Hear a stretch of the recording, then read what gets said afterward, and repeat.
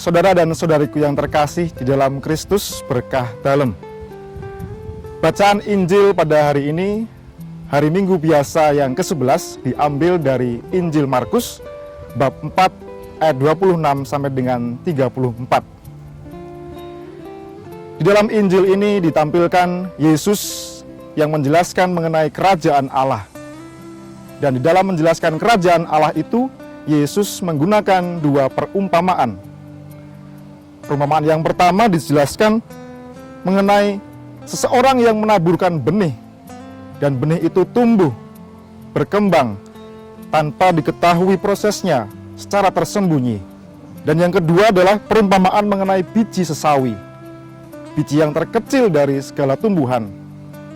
Tetapi ketika biji itu tumbuh subur, berkembang, pada akhirnya biji itu akan menghasilkan tumbuhan yang besar, dan pada akhirnya burung-burung pun akan nyaman untuk bersarang di dahannya. Saudara dan saudariku yang terkasih, apa sebenarnya yang bisa kita petik dari sini? Pertama-tama mari kita memahami terlebih dahulu apa itu kerajaan Allah. Kerajaan Allah ini menjadi tema utama dalam pengajaran Yesus. Kita ingat dalam setiap pengajarannya, Yesus selalu menekankan bahwa bertobatlah dan percayalah, kerajaan Allah sudah dekat. Makna kerajaan Allah ini bukan pertama-tama mengenai suatu wilayah atau suatu teritori, seperti misalnya kerajaan Majapahit atau kerajaan Sriwijaya atau yang lainnya. Tetapi makna kerajaan Allah di sini adalah bahwa di mana Allah hadir dalam hidup kita, kita bisa merasakan kasih Allah itu sungguh-sungguh nyata di dalam hidup kita. Dan disitulah Allah meraja di dalam hidup kita. Hal yang kedua yang perlu kita sadari adalah bagaimana kita merasakan kehadiran Allah itu. Dalam bacaan Injil tadi, kita mendengarkan bahwa kerajaan Allah digambarkan cara kerjanya seperti cara kerja alam. Ia menumbuhkan, ia mengembangkan secara tersembunyi, namun pasti dan nyata.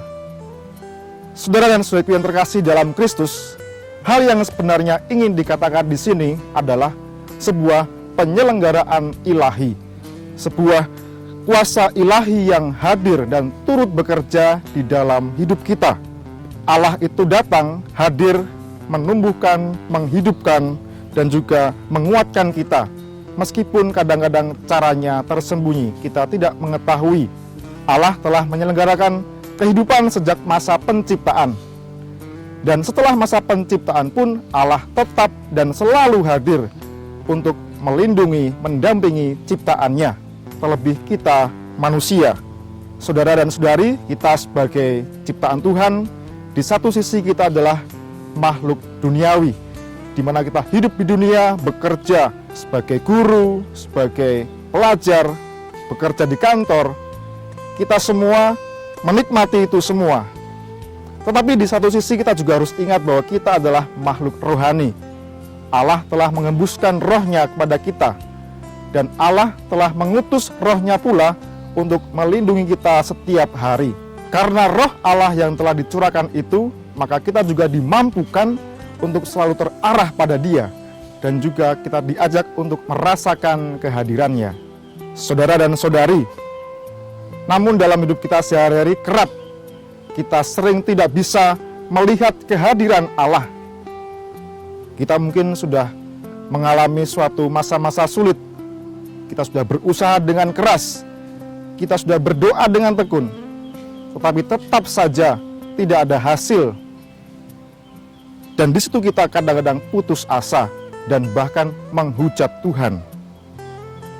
Saudara dan saudari, apa yang bisa kita renungkan dari sini? Dari sini kita bisa merenungkan bahwa penyelenggaraan ilahi itu tidak bergantung pada usaha manusiawi.